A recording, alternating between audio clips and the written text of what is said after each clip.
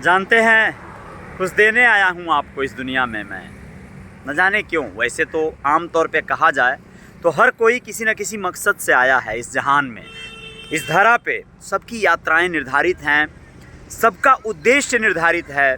कौन किस काम आएगा समाज के, कौन क्या कर जाएगा अपने लिए, अपने तमाम लोगों के लिए, अपने बच्चों के लिए, फैमिली के लिए, कुछ लोग पूरे इस देश के लिए, इस जहान के लिए।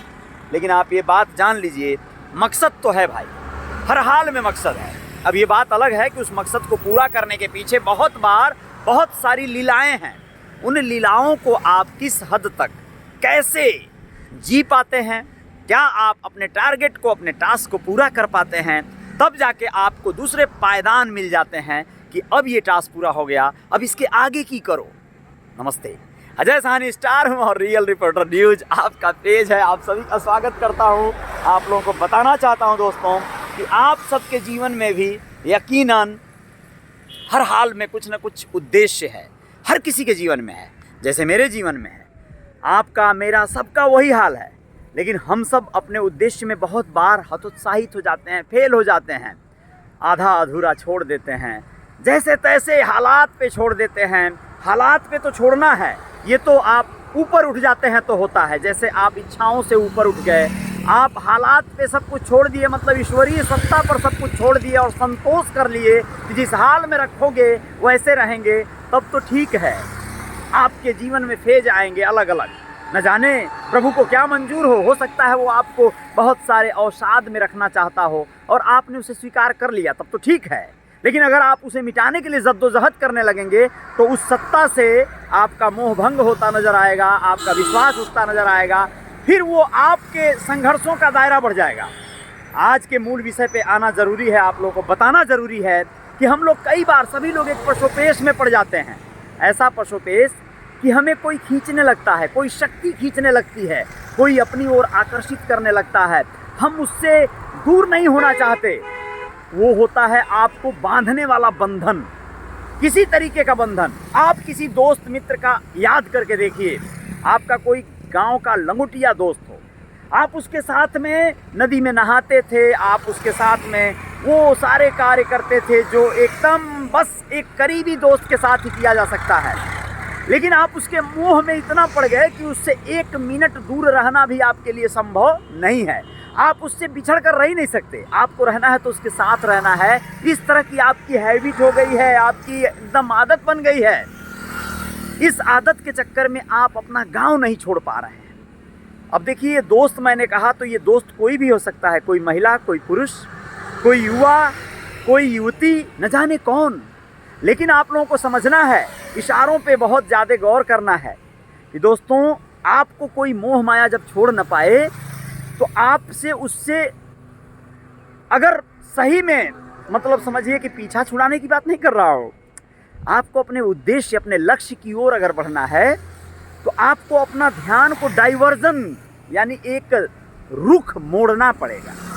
आपको हिम्मत करके, एक मशक्कत करके उस माहौल से दूर निकलना पड़ेगा। कुछ ही समय के लिए सही, आपकी पढ़ाई पूरी नहीं हो पा रही है, आप ठीक से मन नहीं लग रहा है, आपको कोई है जो बार बार याद आ रहा है, कोई भी हो, क्या करोगे? बड़ा आसान है। आप उस माहौल से कुछ समय के लिए अपने आप को बाहर निकालो। बाहर क्या? बाहर की दुनिया, यही है बाहर की दुनिया। आप रात से किसी के ख्वाब में डूबे थे, आपको वो बार बार बेचैन कर रहा था, आप चाह रहे थे काश वो मिल जाए, आपके साथ हो, बहुत मज़ा आता, यार वो दूसरे के साथ में है, बहुत बेचैन हो आप ये सोच सोच के परेशान हो कि वो किसी और के साथ होगी, किसी और के साथ होगा, क्या कर रहा होगा, मुझे अकेला छोड़ दिया है, मैं उसके बगैर नहीं रह सकता, नहीं रह सकती। जो कुछ भी चल रहा है आपके मन में, अंतर्द्वंद कहते हैं इसे, आपके मन में एक युद्ध चल रहा है।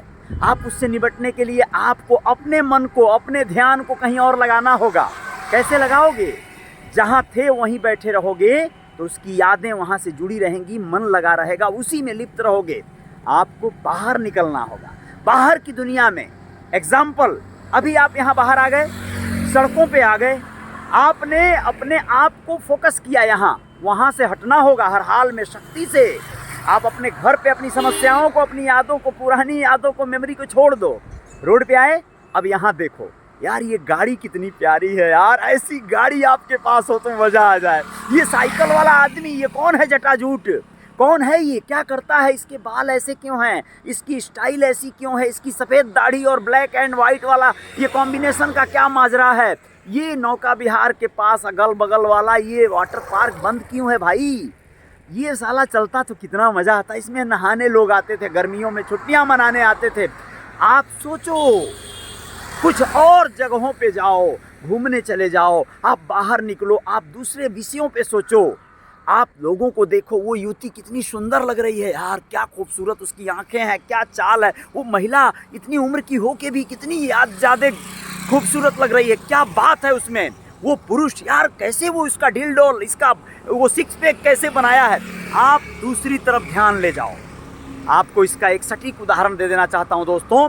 पेट्रोल होता है ना, वो कभी छू के देख लेना आप लोग, वो बहुत ठंडा होता है, उसका जो नेचर है वो बहुत ठंडा है, छूने पर वो आपके हाथ को ठंडा करेगा, चाहे गर्मी में ही आप क्यों ना उसे छू रहे हों, आप छू के देखना।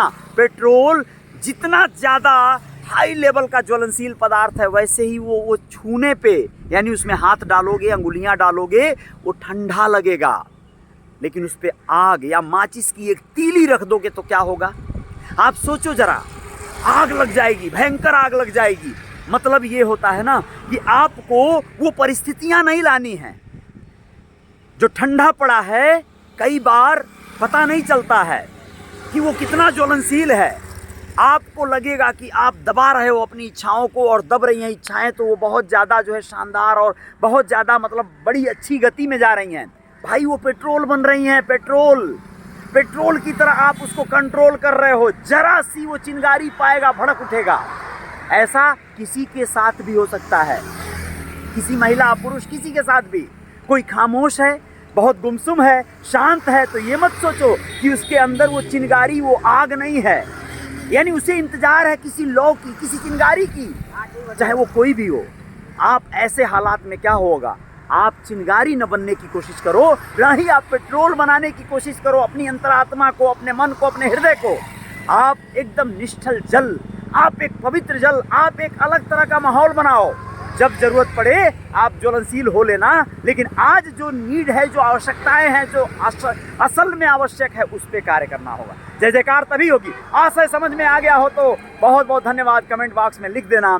वाकई जीवन में कुछ देने आए हैं आप सबको, हम लोग बांटने आए हैं कुछ बातें, हो सके तो औरों में भी बांट दीजिएगा, शेयर कर दीजिएगा वीडियो को अगर सही लगे तो, वरना जय जयकार तो जारी रहेगी।